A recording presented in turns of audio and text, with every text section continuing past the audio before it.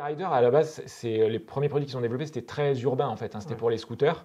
Et donc, ils ont cet ADN un peu urbain, routier maintenant, on pourrait dire. Par contre, clairement, si tu veux utiliser un produit comme ça un peu off-road ou vraiment usage intensif, pour moi, c'est clair, il faut passer sur du Ramnoon, quoi. Il n'y a pas photo.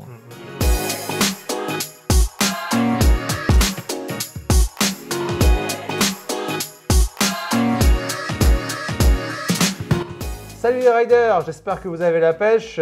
Salut à tous. Petit face-à-face avec Jean-Baptiste pour parler d'une nouvelle gamme de produits chez So Easy Rider. So Easy Rider, c'est une marque que vous connaissez depuis longtemps parce qu'ils font des produits, je sais pas, depuis… Alors nous, moi, je la connais depuis 2009, donc ça fait plus de 10 ans maintenant. Voilà. Les premières versions, c'était V3 à l'époque sur le site. Et là, aujourd'hui, on est à V… Alors, ils ne le mettent plus dans le titre, mais c'est l'équivalent de la V8, quoi, en gros. D'accord. Bon. Donc, belle évolution. Et cette année, donc, ils nous ont sorti deux produits assez originaux. Donc, toujours basés sur le système de housse souple où on venait ranger son téléphone. Il y a une version qui permet d'alimenter son téléphone par induction. Ouais. C'est la version QI. Donc, ça, c'est vraiment la nouveauté de l'année dernière maintenant, parce qu'on est en 2020. Et donc, qui suit l'évolution des smartphones qui sont maintenant compatibles avec ces technologies-là. Voilà. C'est vrai que c'était une question qu'on nous posait souvent. Ouais, mais moi, j'aimerais pouvoir, un peu comme dans l'automobile, pouvoir poser juste son téléphone et que ça se recharge. Ça va être possible en tout cas avec la version Kiwi. QI. Et il y a une autre version par contre que je trouve assez intéressante parce que c'est vrai que c'est une objection qu'on nous fait souvent sur les housses de téléphone, c'est que quand le téléphone est dans la housse au soleil, ça chauffe énormément et rapidement en fait le téléphone se met en sécurité. En été, on a le problème. En hiver ou à la mi-saison moins, mais en été c'est assez fréquent, surtout avec les téléphones maintenant qui sont assez consommateurs d'énergie. Ils chauffent. Donc c'est devenu une vraie problématique qu'il n'y avait pas il y a 5-6 ans, quoi. Exactement. Alors si vous n'avez pas effectivement un téléphone étanche comme j'ai, en général vous avez une housse et donc ça chauffe. Et là ils ont mis un ventilateur, donc c'est un petit peu la housse pour téléphone climatisée, on va dire, en tout cas ventilée, qui permet de refroidir votre téléphone et donc de pouvoir l'utiliser en été sur des grandes distances tout en chargeant. C'est ça, donc c'est le IS Cool qui est en bleu là. En gros, ils ont fait un code couleur qui est assez simple. Le rouge, c'est le chargeur induction dont on va parler un petit peu. IS Cool, ça. Alors, à savoir qu'il existe aussi un IS pour chauffer. Alors, nous, en France, on en a moins l'usage, mais ils ont aussi développé plus pour le Grand Nord canadien. Les téléphones souffrent aussi des températures très froides. Là, c'est l'inverse. Ta batterie, elle perd de son autonomie. Donc, il existe une version qui réchauffe le téléphone pour que sa batterie garde des performances optimales. Mais bon, chez nous, c'est moins utile, sauf si vous prévoyez un trip dans des coins très froids, sachez que ça existe. Je pensais à toi, Laurent Cochet, tu aurais peut-être dû partir avec la version cool, vu que là, tu es au Cap Nord, tu as des températures négatives. Ouais, mais donc, ils ont fait les deux. Moi, aujourd'hui, je n'ai pas de retour d'expérience sur la chauffante. Par contre, sur ceux qu'on a là, on va vous dire ce qu'on en pense. On démarre par le QI, du coup. Oui, vas-y. Donc, tu les as testés? Ouais, alors le QI, QI, je ne sais pas comment il faut dire. En fait, l'appellation n'est pas un hasard. En fait, QI, c'est une norme qui est en train de s'installer, qui a été adoptée par les grands constructeurs, style Samsung, Apple, Huawei, etc. Et c'est la norme qui fait la communication en fait, entre les téléphones et les bases de charge sans fil, les chargeurs à induction. En fait, ce n'est pas aussi trivial que ça. Il y a un petit protocole de communication qui dit quand le truc doit charger, avec quel niveau de charge, etc. Donc QI, c'est cette norme-là. Et donc, c'est ce qui permet, alors on le retrouve sur des chargeurs pour Apple notamment, voiture ou des trucs de bureau, tu arrives, tu poses ton téléphone et ça se charge. Ça charge, ouais. Alors, moi, le premier truc qui est intéressant, c'est que je ne pensais pas être concerné par ces produits parce que mon téléphone n'est pas compatible induction. Mais en fait, ce qui a été développé tout de suite avec la norme QI, c'est des petits patchs comme ça, qu'en fait, même si ton téléphone n'est pas compatible induction, tu lui mets ça aux fesses, si je puis dire. Donc, tu as différents, derrière lui, tu as différents petits connecteurs, tu vois, qui sont plats, et tu peux, en quelque sorte, transformer ton téléphone en un compatible induction, en fait, puisque tu as ce patch-là qui va servir de réception au système de charge sans fil, et puis après, ça envoie via le câble, comme classiquement. J'imagine qu'il y a différentes connectiques pour répondre aux différents types de téléphones du marché. Tout à fait. Alors, il y en a 4 aujourd'hui, il y en a 3 plus exactement, parce qu'il y en a une qui est la même chose, mais avec le connecteur inversé. Oui. Là, les 4 qui sont là, elles sont fournies d'office. En fait, quand tu achètes un produit comme ça, il y a 3 versions, je vous expliquerai après, mais il y a 3 versions, mais c'est sensiblement la même chose. Toutes les versions sont livrées avec ces 4 patchs, donc tu as USB, micro USB, la Apple, et juste, il y en a une qui est doublée, parce que comme le câble est plat, en fait, ce truc, ça a une importance en fait, le sens dans lequel tu le mets par rapport à la base de charge. Et donc, vu que c'est un connecteur plat, que tu ne peux pas le tortiller comme ça, selon dans quel sens est tournée ta prise sur ton téléphone, tu vas utiliser l'un ou l'autre. Tu vois, en fait, ça c'est exactement les mêmes, c'est juste le connecteur qui est présenté différemment. Voilà, donc ça concerne potentiellement tous les téléphones. Moi, je pensais en premier abord que c'était que pour les téléphones compatibles, mais non, grâce à ces petits accessoires, tu peux en profiter même si tu n'as pas un téléphone induction. Alors, moteur, je l'ai branché sur mon téléphone. Ça a l'air assez résistant, mais par contre, il ne faut quand même pas tirer, je pense, comme un grand malade sur les connectiques. C'est pas fait pour être traumatisé, quoi. Et alors surtout que la particularité, c'est que tu vois là, le connecteur, en fait, il dépasse pas. Il est extra plat, ce qui n'est pas un hasard, c'est qu'en fait, maintenant, les téléphones sont quand même assez grands. Et quand ils sont positionnés dans les housses, tu n'as pas d'espace sur les bords. Ton chargeur standard, il a quand même, il fait peut-être 1 centimètre qui dépasse.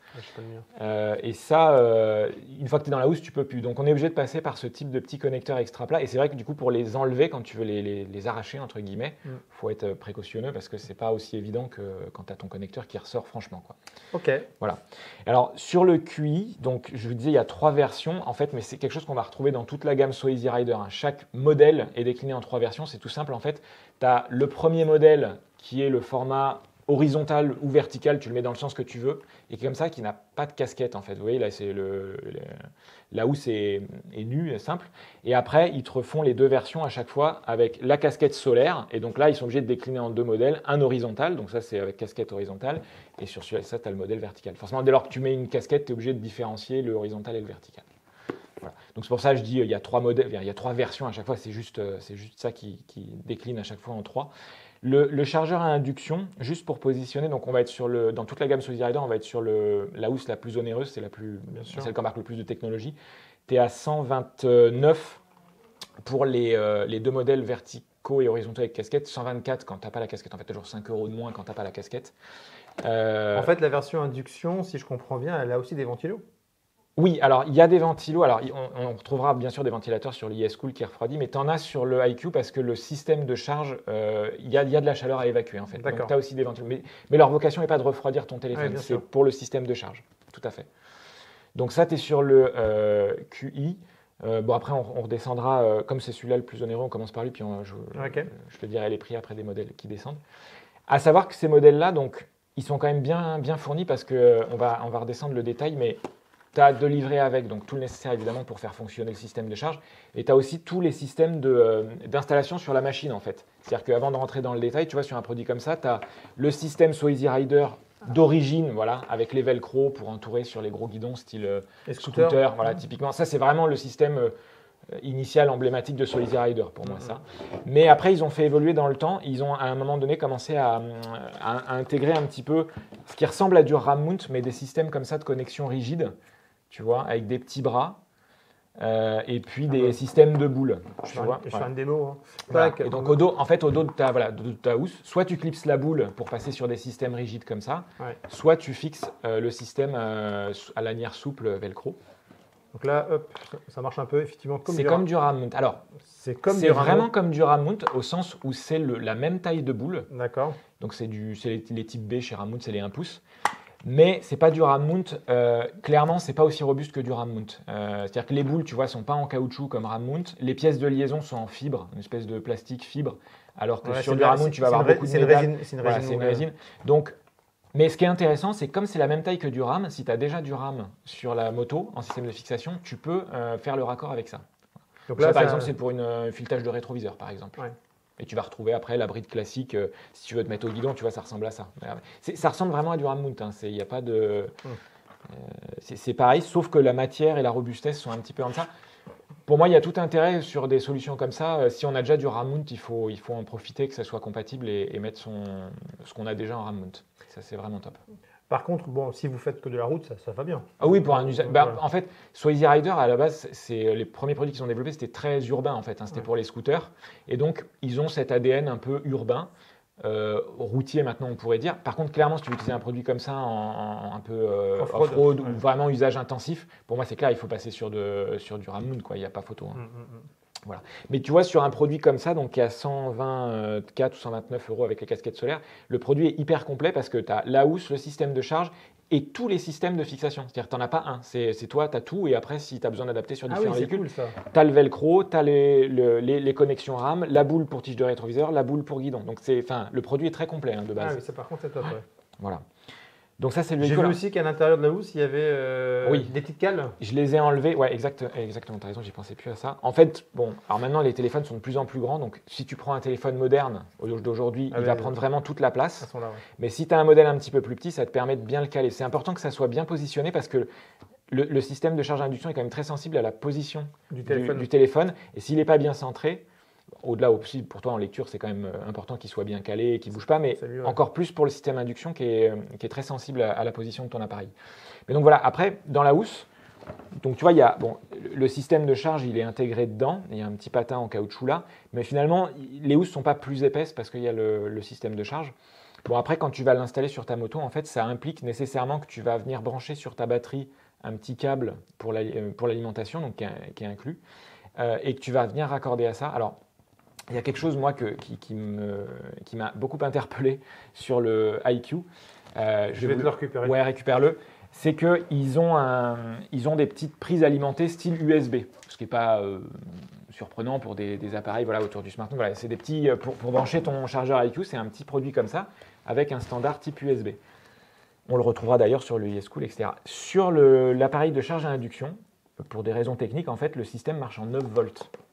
Et 9 volts, ce n'est pas le standard USB. Donc, c'est-à-dire que là, en fait, tu as quelque chose qui ressemble à de l'USB, mais sur lequel il ne faut surtout pas brancher un appareil USB parce que sinon tu le crames. D'accord ? Donc, c'est le seul modèle qui fonctionne en 9 volts. Mais alors, pour moi, c'est quelque chose à faire évoluer. Pour moi, c'est pas intelligent d'avoir mis un format USB. Alors, dessus, ils mettent une petite mention, attention, for IQ, only, no other device. Ils la mettent en anglais. Donc, déjà, la personne qui ne lit pas l'anglais peut penser que c'est de l'USB et puis venir se brancher, brancher son GPS ou autre chose en charge. À ne surtout pas faire parce qu'on est en 9 volts là-dessus. Et donc, pour moi, il aurait été judicieux qu'ils fassent un système d'alimentation spécifique à l'IQ parce qu'on est en 9 volts et pas en 5. Ouais. Voilà. Donc, ça, peut-être, c'est quelque chose qui évoluera dans le temps. Ce qu'il faut voir aussi, c'est que sur Easy Rider, donc là, sur ces versions, on est sur les premiers modèles à amener cette notion de charge à induction.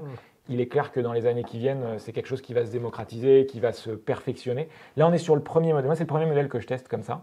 Et c'est déjà un premier jet que je trouve plutôt réussi. Mais voilà, il y a des petits trucs qui m'ont interpellé. Ça, pour moi, c'est vraiment, en termes de conception, c'est saugrenu d'avoir fait ça. Et il faut faire très attention à ne pas brancher de l'USB là-dessus. Voilà. Mais donc, en fait, quand tu as ton alimentation là-dessus, tu l'allumes et tu as ton système qui vient être alimenté en 9 volts. Tu poses ton téléphone dessus, qu'il soit en induction d'origine ou avec les petits patchs adaptables. Patchs dont on parlait tout à l'heure. Et tu as une petite diode. Alors, ce qui est bien en plus, c'est mentionné nulle part dans la notice sur le site, mais en fait, quand le système est sous tension, tu as une diode rouge qui t'indique qu'il est en fonctionnement en veille. Et dès qu'il détecte ton téléphone, il passe en bleu. Donc, au-delà de la réaction de ton téléphone, tu as déjà la housse qui te donne une indication sur le fait que le système de charge à induction s'est mis en service. Voilà.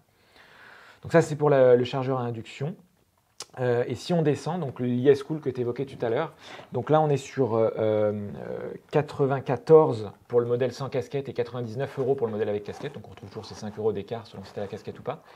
Le produit est tout à fait similaire, sauf que cette fois-ci, la partie alimentée n'a que pour seule vocation, donc les petits ventilos, d'amener de l'air frais, enfin plus exactement d'évacuer l'air chaud en fait de la sacoche pour pas que ton téléphone surchauffe et se mette en sécurité. Et alors là, tu vois, pour rebondir sur cette histoire d'USB, ça utilise exactement la même connectique. Ça a le même aspect, mais pour le coup, là par contre, on est vraiment en 5 volts. C'est-à-dire que tu as ton truc installé au guidon. Si tu n'utilises pas pour alimenter ça, tu peux l'utiliser pour brancher ton intercom ou ton GPS ou autre chose. Mais c'est là où, pour moi, il y a une erreur de jeunesse. On va dire qu'il ne fallait surtout pas utiliser le même standard USB pour un truc qui est en 9 volts. Mais bon, je pense que ça évoluera sur les versions d'après. Donc, au niveau des formats de téléphone, on peut à peu près, ça répond à peu près à tous les formats de téléphone aujourd'hui sur le marché. Actuel, oui. Ouais. Oui, clairement, c'est vraiment. Mais c'est pour ça en fait. Est-ce qu'il y a différentes tailles de housse ?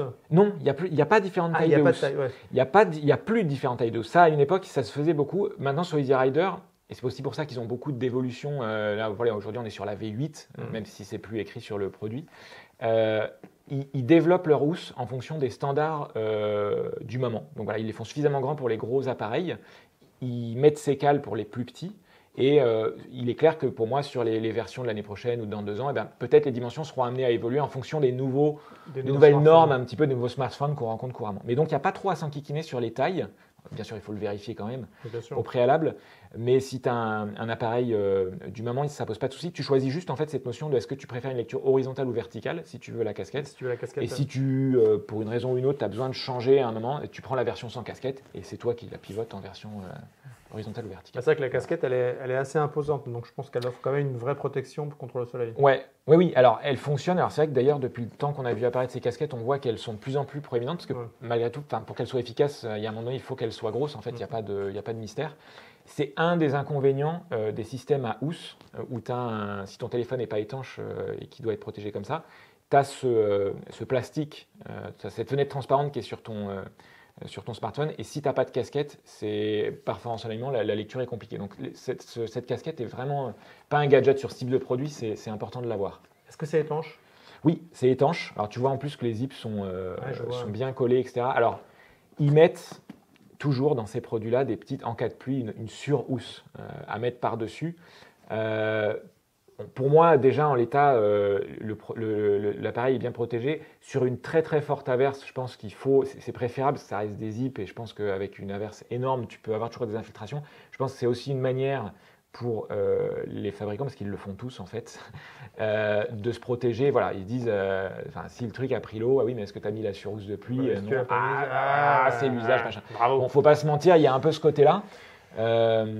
Mais pour moi, dans sa conception, il est quand même tout à fait étanche. Après, tu vois, ne serait-ce que parce que ici, tu as des évents pour l'aération. Ce que j'allais dire, ça peut rentrer par l'arrière en fait. Là. Si tu as une grosse flottée et de l'humidité, ça peut rentrer par derrière. Mais je veux dire, quelque part, tu vois, s'il commence à pleuvoir, que tu mets la sur-housse, ça veut dire que du coup, l'évacuation des ventilos est plus active. Quelque part, il y a un moment donné, il faut se dire juste le produit, il est plus utilisable quand les conditions vraiment climatiques sont affreuses. Donc, quand il fait mauvais, rangez votre téléphone. Quoi. Ouais. Non, après, sur les conditions. Non, parce qu'en plus, si tu mets une housse par-dessus le truc qui a déjà une casquette. C'est ça. Après, ça devient inutilisable, en fait. Ouais. C'est ça. Après, pour les conditions les plus extrêmes, pour moi, on va revenir sur. Pour moi, il faut avoir un appareil qui est par nature étanche, qui est fait pour des conditions extrêmes. Et nos smartphones urbains, il y a un moment donné, ils ont leurs limites. Il faut un truc qui n'a pas de fenêtre transparente. Il faut être sûr de la fixation. Après, on passe sur autre chose. Quoi. Là, on est quand même sur des produits qui sont faits pour un usage conventionnel, à soutenu, mais pas d'aventurier, quoi. Voilà. Ok. Donc on a parlé, alors on n'a pas tout à fait fini le tour. On a parlé du QI qui est le chargeur induction, du ESCool et son pendant chauffant, mais qui pour nos latitudes sont pas utiles, mais sachez qu'il existe. Surtout avec le réchauffement climatique. Voilà. Alors ils ont fait ces mêmes produits très complets, je trouve, donc avec tous les systèmes de fixation inclus. Ni chauffant ni refroidissant, c'est-à-dire la version standard, ils appellent ça le 2W Sport, mais où tu retrouves exactement le même principe, mais sans système à brancher. Et tu tombes à 64 € pour la version nue, comme ça sans casquette, et donc 69 avec casquette. Et puis il existe encore moins cher, mais là, du coup, tu n'as plus tous les petits accessoires inclus. En fait, tu vas choisir dès l'achat, si tu veux, la fixation type boule rame comme ça, ou le velcro, et tu tombes à ce moment-là à moins de 50 €. La sacoche. Mais en fait, si tu veux, la différence avec le modèle 2W Sport, c'est juste que tu as moins d'accessoires qui sont fournis. En fait. Tu te brides dès le départ sur un mode de fixation. Donc la gamme là sur Easy Rider, elle va donc à peu près une cinquantaine d'euros. 45 au premier. C'est-à-dire ça par exemple, ça sans la casquette, tu es à 45. Donc moins de 50 balles. Voilà. Et au plus haut, tu es sur celui-là à 129, qui est le chargeur à induction avec tous les accessoires et la casquette. Et entre les deux, tu as la version. Et entre les deux, tu as à peu près tout ce que tu veux. La version ventilée qui est un peu moins chère que la version chauffante. Voilà, qui est en dessous de 100 €, qui est à 94,99. Ouais, c'est ça. Ok. Voilà. Et tous les accessoires, évidemment, se vendent au détail. Donc, c'est-à-dire que si tu pars sur un premier modèle à 45, mais qu'à un moment donné, tu changes de moto, tu as envie de le faire évoluer, tu peux rajouter des accessoires, mais s'entend de fixation uniquement. Hein. Le système technique qui permet de refroidir ou de charger ou de chauffer, ça, c'est vraiment dans la sacoche. Tu ne peux pas le rajouter après sur une sacoche qui n'est pas déjà préparée.